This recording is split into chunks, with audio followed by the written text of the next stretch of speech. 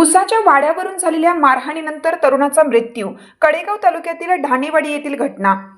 ढाणेवाडी तालुका कडेगाव येथे उसाच्या वाड्याच्या किरकोळ वादातून झालेल्या मारहाणीनंतर एक तरुण शेतकऱ्याचा मृत्यू झाल्याची धक्कादायक घटना घडली आहे. विनायक प्रभाकर ढाणे, वय 35, राहणार ढाणेवाडी, असं मृत शेतकऱ्याचं नाव आहे. या घटनेमुळे संपूर्ण गावात तणावाचे वातावरण असून पोलिसांकडून कसून तपास सुरू आहे.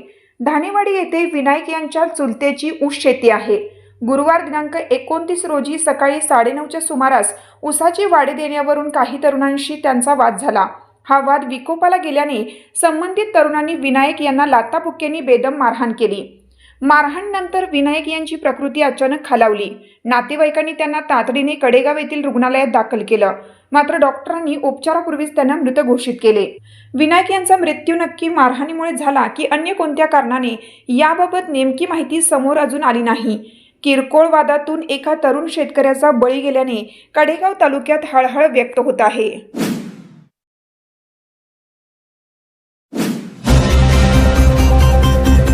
सर्व आजारांवर खात्रीशीर उपचार होणार आता आपल्या शहरात.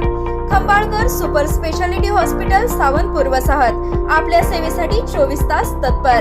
नवजात शिशु अतिदक्षता विभाग, अद्ययावत अतिदक्षता विभाग, अद्ययावत वंध्यत्व निवारण विभाग, व्हेंटिलेटर, सेंट्रल ऑक्सिजन, ॲम्ब्युलन्स सेवा, digital X-ray, pathology lab, pharmacy, सुसज्ज operation theatre, joint replacement, cashless insurance सुविधा, मुख्यमंत्री सहाय्यता निधीचा लाभ. Khambalkar super speciality hospital. संपर्क 88 03 36 37 38.